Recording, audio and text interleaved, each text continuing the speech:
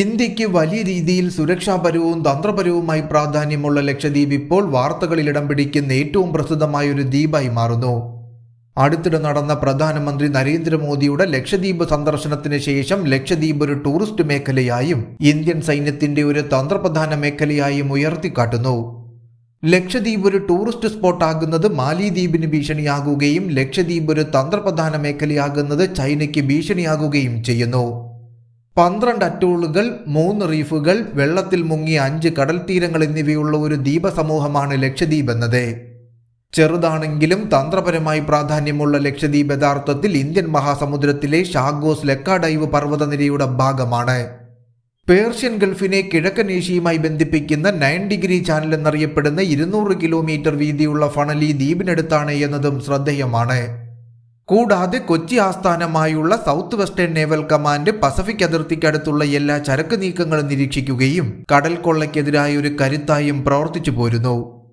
32 ചതുരശ്ര കിലോമീറ്റർ വിസ്തൃതിയുള്ള 36 ദ്വീപുകളുടെ ഒരു ദ്വീപസമൂഹമായ ലക്ഷദ്വീപ് ചൈനയിൽ നിന്നുള്ള സ്ഥാനവും ഭീഷണിയും കണക്കിലെടുത്ത് തന്ത്രപരമായി പ്രാധാന്യമുള്ള ഒരു മേഖലയായി മാറുന്നു. ശ്രീലങ്കയുമായും മാലിദ്വീപുമായുള്ള ചൈനയുടെ വർദ്ധിച്ചു വരുന്ന ഇടപഴകൽ കണക്കിലെടുക്കുമ്പോൾ ഏതെങ്കിലും സംഘർഷമുണ്ടായാൽ ലക്ഷദ്വീപ് ഇന്ത്യൻ സൈന്യത്തിന് അത്യന്താപേക്ഷിതമായ ഒരു മേഖലയായി ഉയർന്നു വരുന്നു.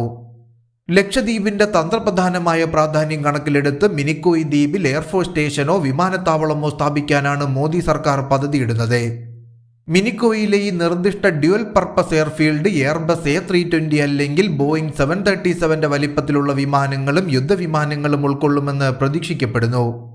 ഈ വികസനം സിവിലിയന്മാർക്കും സൈന്യത്തിനുമുള്ള യാത്രാ ഓപ്ഷനുകൾ ഗണ്യമായി വർദ്ധിപ്പിക്കും. കൂടാതെ അഗത്തിയിലെ നിലവിലുള്ള എയർ സ്ട്രിപ്പ് നീട്ടാനുള്ള പദ്ധതികൾ 2 പതിറ്റാണ്ടുകൾക്ക് ശേഷം ശക്തി പ്രാപിക്കുന്നു. ഈ വിപുലീകരണം നിലവിൽ ഉപയോഗിക്കുന്ന ചെറിയ ടർബോപ്രോപ്പ് വിമാനങ്ങൾക്ക് പകരമായി A320 പോലെയുള്ള വലിയ വിമാനങ്ങളെ ഇവിടെ പ്രവർത്തിക്കാൻ അനുവദിക്കുമെന്ന് വിശ്വസിക്കപ്പെടുന്നു.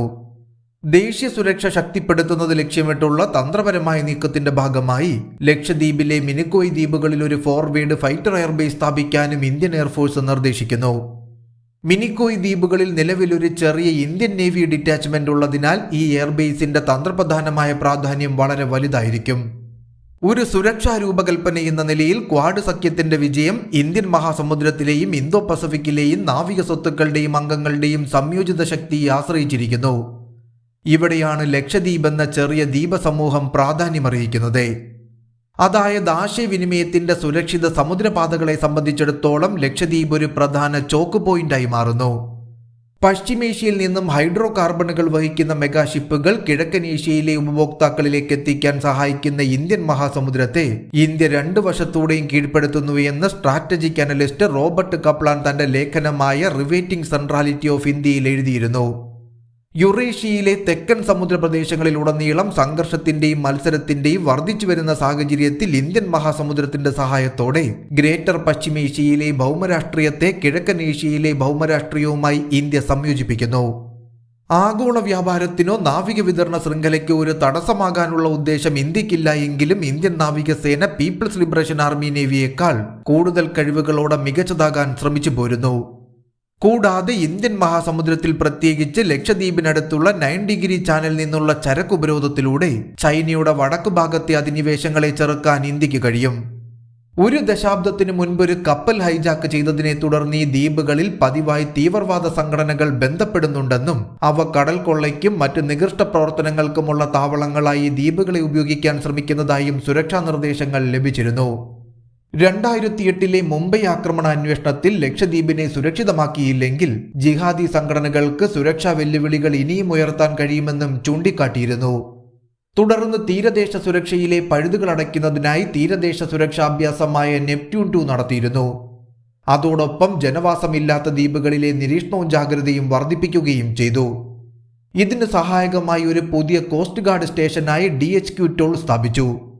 കൂടാതെ പ്രവേശന എക്സിറ്റ് പോയിന്റുകൾ നിരീക്ഷിക്കാൻ വാച്ച് ടവറുകളും റഡാർ സെൻസറുകളും സജ്ജമാക്കി. എന്നാൽ ഈ മേഖലയിലെ സുരക്ഷയ്ക്കും സാങ്കേതിക മുന്നേറ്റത്തിനുമെതിരെയുള്ള വർദ്ധിച്ചു വരുന്ന വെല്ലുവിളികൾ കണക്കിലെടുക്കുമ്പോൾ കടലിന്റെ ഈ ഭാഗത്തെ സുരക്ഷാ ഉപകരണങ്ങളുടെ തോത് ഉയർത്തേണ്ടത് വളരെ പ്രധാനമാണ്. Automatic identification and long range tracking സിസ്റ്റങ്ങൾ, നൈറ്റ് വിഷൻ ക്യാമറകൾ, 46 റഡാർ സിസ്റ്റങ്ങൾ, 16 കമാൻഡ് ആൻഡ് കൺട്രോൾ സ്റ്റേഷനുകൾ എന്നിവ ഈ പ്രദേശത്തെ നിരീക്ഷണ ശൃംഖലയിൽ ഉൾപ്പെടുന്നു. കൂടാതെ തീവ്രവാദ കടൽക്കൊള്ള സ്ലീപ്പർ സെല്ലുകൾ സജീവമാകാതിരിക്കാൻ 38 റഡാർ സ്റ്റേഷനുകളും 5 കമാൻഡ് സെന്ററുകളും പുതിയതായി സ്ഥാപിക്കുന്നു. ലക്ഷദ്വീപിലെ ഈ മികച്ച സംവിധാനങ്ങൾ കാർവാറിലെ അടിസ്ഥാന സൗകര്യ വികസനവുമായി ഏകോപിപ്പിക്കുകയും വലിയൊരു തീരദേശ സുരക്ഷാ ചട്ടക്കൂടിന്റെ ഭാഗമാക്കുകയും ചെയ്യുന്നു. പൂർത്തിയാകുമ്പോൾ സൂയിസ് കനാലിന്റെ കിഴക്ക് ഭാഗത്തെ ഏറ്റവും വലിയ നാവിക താവളമായി കാർവാർ മാറും. അതിനാൽ ലക്ഷദ്വീപ് ഇന്ത്യയുടെ സൈനിക പ്രൊജക്ഷന്റെ ഒരു സുപ്രധാന മേഖല കൂടിയാണ്. കൂടാതെ ഇന്ത്യൻ മഹാസമുദ്രം, ഇന്തോ പസഫിക്, ഇന്ത്യയുടെ വിപുലമായ സമുദ്രപ്രദേശങ്ങൾ എന്നിവയിൽ വർദ്ധിച്ചു വരുന്ന ചൈനയുടെ സ്വാധീനത്തെ ഈ ദ്വീപസമൂഹം വഴി തടയാൻ ഇന്ത്യക്ക് കഴിയും.